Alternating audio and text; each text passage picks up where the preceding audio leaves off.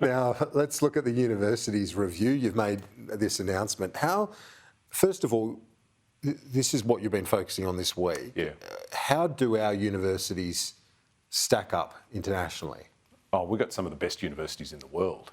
Look at the top 100 universities and it's full of Australian universities. They do an extremely good job. The evidence of that is look at how many people come from all around the world to study here. The research we do is first class as well. What this review is about is how do we make sure that we set them up for the next 10 years and the next 20 years. If we went in a time machine back to when you and I were born in the western suburbs of Sydney, there's only a handful of unis. Only about 7% of Aussies had a uni degree.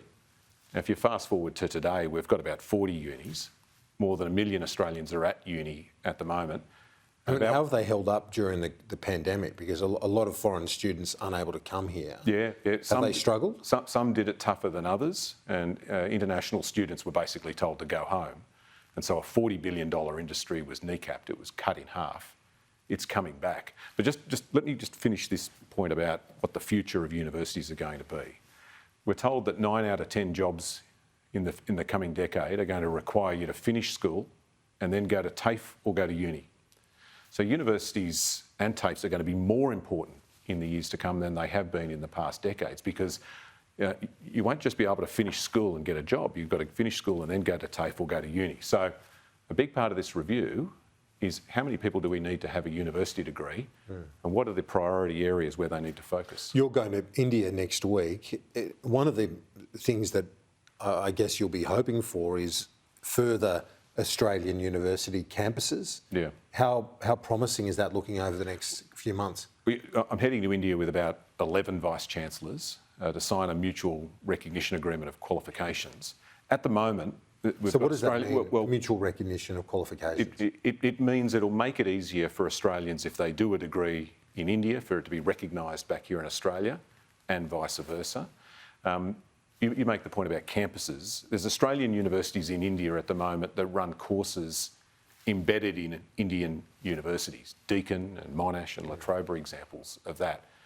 This is about the potential to open campuses. So going from running courses to opening campuses. And the University of Wollongong is a good example of that. So you don't need it's not just foreign students that travel here to study. They'll be studying in That's exactly India, right. but at an Australian institution. Yeah. So think about India, the world's biggest democracy, 1.4 billion people, 500 million people under the age of 23.